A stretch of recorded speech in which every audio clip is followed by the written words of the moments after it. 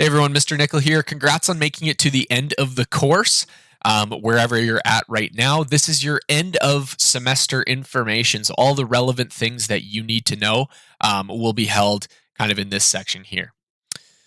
I've put timestamps at the bottom of the video, so you should be able to click around and go to all of the relevant sections that you care about. If you're someone who has a really great grade, there will be a lot of things here you don't really care too much to see. So deadlines and due dates. The final deadline to submit coursework is Friday, April 30th at 3 p.m. So you folks are aware, what my schedule looks like is I need to have all of the final grades completed Monday, May 3rd at about 2:30 p.m. Additionally, I have to have all the failure forms done by Monday morning at 9. So on Friday, I need to know who is failing and who is passing. I also have to have outcome completion, and we'll define what that is in a bit.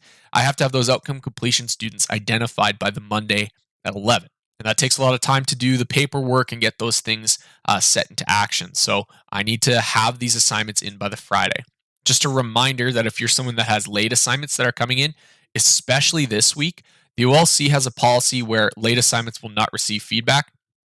It doesn't mean I'm spending any less intentional time on your assignment. What it just simply means is I'm not typing you out a long paragraph or 2 or 3 paragraphs like you've received in the past of feedback. I just need to grade it and move on. You might see a few pen markings here or there. That's just me indicating to myself, hey, mark off here, mark off there. Nope, this one looks good. Okay, great. We can maybe bump a mark up here. That's all that those pencil markings are.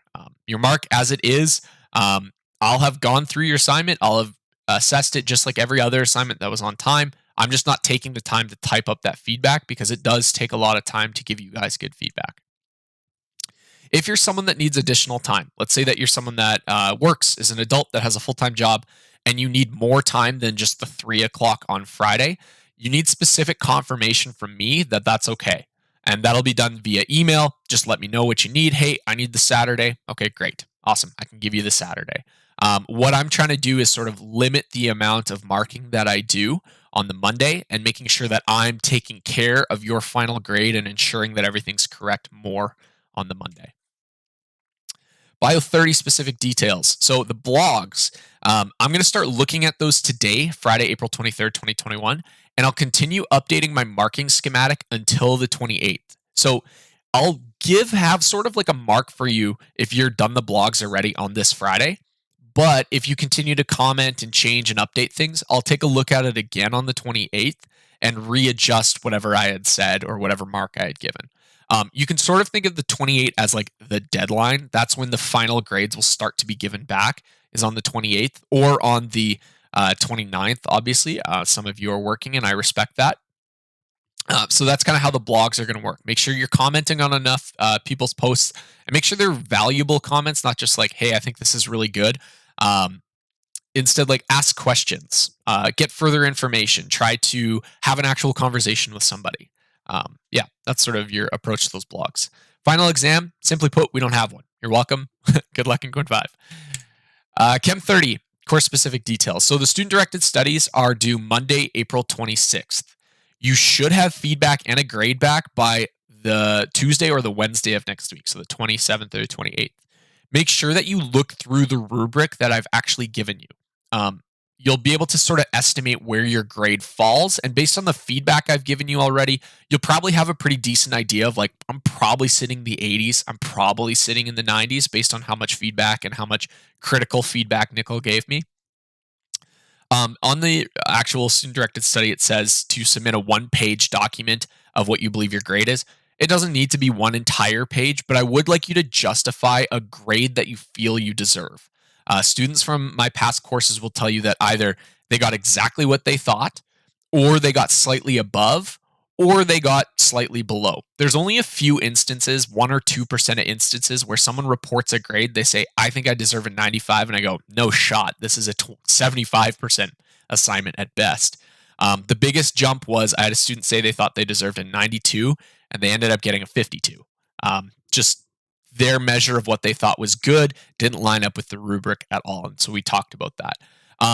One of the things students have done for me that's been really, really helpful with increasing how quickly I can assess things and making sure I'm providing more articulate and meaningful feedback is they've given me the rubric and put their own marks on there.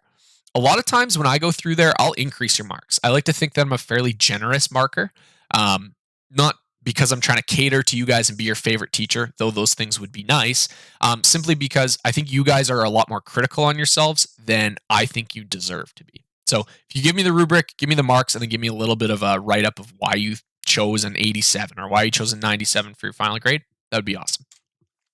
Final exams. So your final exams are an opportunity to improve 2 of your unit exam grades. Okay, so if you want to improve, let's say, equilibrium and organic chemistry, those unit exams, you will have the opportunity. I'll resend you out a file, and you'll be able to just email it back to me with your final responses. If you're pleased with your grades, you do not have to redo your exams. There will be a Google form attached to the email that this video is also attached to. And you can fill that out, indicate the 2 exams. I'll send it out probably Tuesday or Wednesday of next week.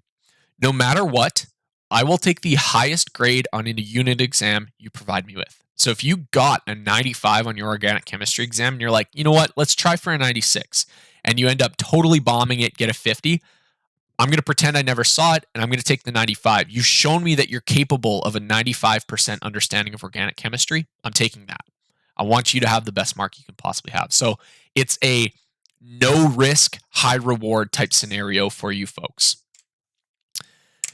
All right, your final grade. Some of you, this is really important information. So you'll fall into one of 4 brackets: the 0 to 30%, the 30 to 45%-ish, the 45-ish to 50%, and 50+%. If you're in that 0 to 30%, you are here most likely because of decisions you have made. There are absolutely, unique circumstances where life gets in the way. In 99% of all cases, if you're at this mark threshold, if you're here, it is because of choices that you have made, either laziness, not doing the work, or not intentionally putting enough time and effort into the work. At this mark threshold, I'm kind of handcuffed. I don't have a lot of tools to help you out. There's not much I can do. You can either accept the final grade and it'll go on your transcript until you improve it, or you can drop the course. Either way, you can take the course at a later date and you can try to improve your performance. Okay. If you're sitting at a 30 to 45%-ish, what's probably happened already is I've phoned you and emailed you, and we've had conversations about what the next steps will look like. But if you're in this mark threshold, and I determine that that part of it is being in this mark threshold, and part of it is me determining that I think you deserve the opportunity to earn the credit for this course, you'll enter outcome completion, where I get to give you 2 additional weeks, and you have the opportunity during that time to improve your grade to a passing one. Okay. So again, 2 additional weeks. I'll have an actual date for you that's included in the email, dependent on obviously when you're watching this video. If you're in the 45 to 50% category, most likely you will never see a statement from me, but according to provincial governing bodies here in Saskatchewan, I will just bump you up to a 50 and we'll move you up. If you are a student who I believe deserves or have earned a much higher grade, but had some health complications or life complications or something like that, where you've communicated that to me, I'll personally reach out to you with an offer of an extension of time.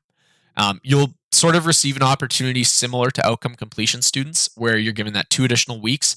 And I just say, hey, look, I think you deserve an 80. Sitting at a 50 is not a good representation. Here's 2 weeks. See what you can do. Let's try to get that grade up.